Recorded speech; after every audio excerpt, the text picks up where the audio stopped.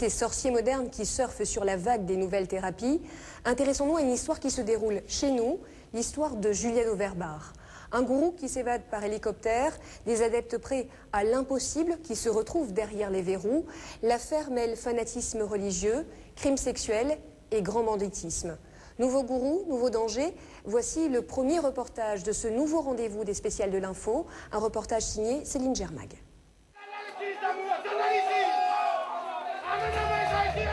Le 6 mai 2009, 18h20, sous les huées et les insultes de la foule, la cavale de Juliano Verbar et de ses complices prend fin. Après 10 jours de fuite.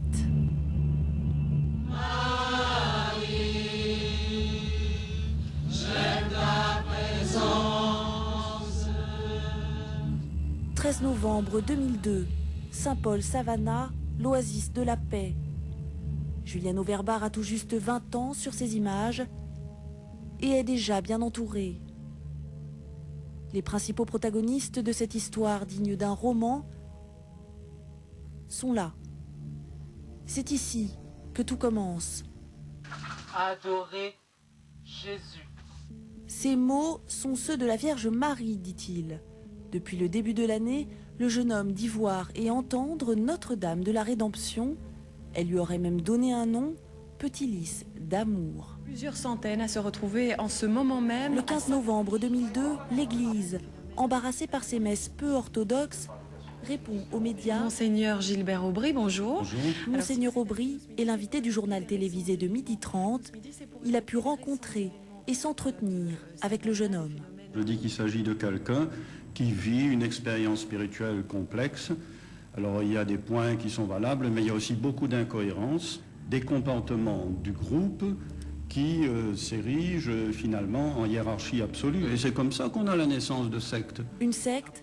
En 2002, la communauté aime déjà à se retrouver entre soi, en marge de la société, et parle de fin du monde. Ce groupe a loué une maison dans la région de Saint-Paul et il stocke des vivres, des couvertures, de l'eau, en prévision d'un grand cataclysme qui surviendrait bientôt et qui menacerait l'humanité. Mais à vous entendre, ça a l'air très très dangereux. Mais bien sûr que c'est dangereux. Les propos tenus par l'évêque fin 2002 ont quelque chose de prémonitoire. Quelques mois à peine après le tournage de ces images, la trésorière de l'association accuse Juliano Verbar d'avoir violé ses 2 enfants âgés de 9 et 13 ans. Le chef spirituel nie, parle de complot. En août 2003, il est placé en détention provisoire à la prison Juliette Dodu. Premier séjour à l'ombre et déjà 2 tentatives d'évasion avec l'aide d'adeptes. Le jugement tombe le 23 octobre 2006. Juliano Verbar, 24 ans, est condamné à 15 ans de réclusion criminelle, mais n'est pas là pour entendre le verdict. Depuis sa remise en liberté conditionnelle en août 2004, le jeune gourou s'est évanoui dans la nature. En 2005, la secte loue cette maison dans les Hauts-de-Saint-Paul. Il y avait beaucoup de monde qui venait. Ah, ils venaient de partout, de Saint-Joseph, de partout. Avec des messes, ils donnaient même l'hostie, manger là, ils campaient là. Les fidèles protègent un homme inscrit au fichier des criminels recherchés. Début 2007, plusieurs sont mis en examen pour recel de malfaiteurs. Une nouvelle affaire de viol sur mineur met en cause le gourou. Juliano Verbar, donc, est enfin sous les verrous. Mais ce n'est que le 5 août 2007 que le fugitif et ses complices sont retrouvés, et avec eux un jeune garçon, Alexandre. Le marmaille avait été enlevé. C'est la chair de ma chair, et je voudrais pas du tout qu'il fasse de mal. Et rendez-le-moi, il n'a rien fait, on n'a rien fait. La famille Telaïr, ligotée, bâillonnée, à son propre domicile. 4 gars cagoulés, tout de noir.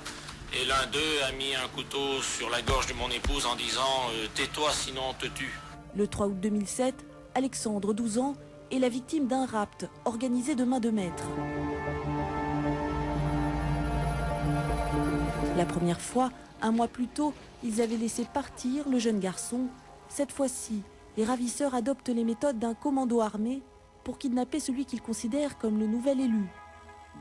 Juliano Verbar, surnommé le gourou pédophile, devient l'ennemi public. numéro 1. Le rappel de l'ensemble des effectifs des unités départementales a été effectué aux fins de faire des points de contrôle routier un peu partout sur l'ensemble des zones police. Et nous avons depuis la nuit dernière 2 personnes qui sont à l'initiative de la location du véhicule, ayant participé, maintenant c'est établi, à l'enlèvement du petit Alexandre.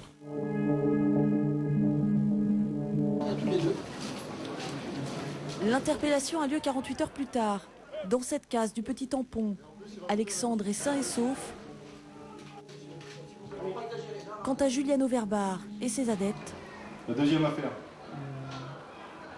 Sur mineur. Tu as 2 affaires de viol sur mineur. Viol sur mineur, c'était de quel âge 13 ans. 13 ans. La première, c'était sur quel âge 13 ans. Juliano Verbar est encore sonné par l'arrestation.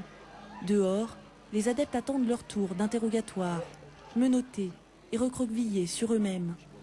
La famille Michel est là. Jean-Fabrice est devenu l'amant du gourou.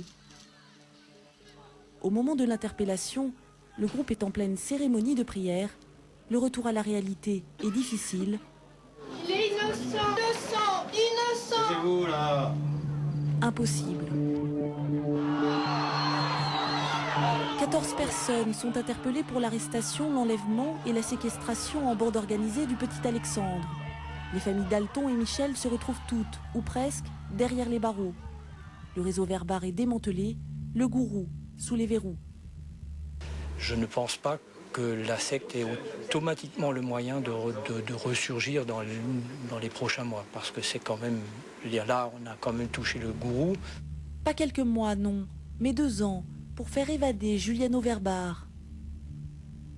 Car à l'extérieur, ils sont toujours plusieurs dizaines de fidèles à soutenir leur gourou. Février 2008, cour d'appel de Saint-Denis. Le procès pour le viol des 2 enfants de cœur est rouvert, en la présence cette fois de l'accusé et de nombreux adeptes. Les experts brossent le portrait d'un homme pervers et manipulateur. À la barre, les témoignages d'adeptes se suivent et se ressemblent. Le premier témoin cet après-midi a donné le ton de ce procès en affirmant haut et fort face à la cour « Vous n'arriverez jamais à prouver ce viol et ces agressions sexuelles ». Ces gens ont l'air embrigadés à un point où ils ne pensent même plus par eux-mêmes. Ces 2 vieilles dames qui avaient l'air tout à fait charmantes mais qui n'avaient plus aucun libre arbitre. Et quand leur chef spirituel entame une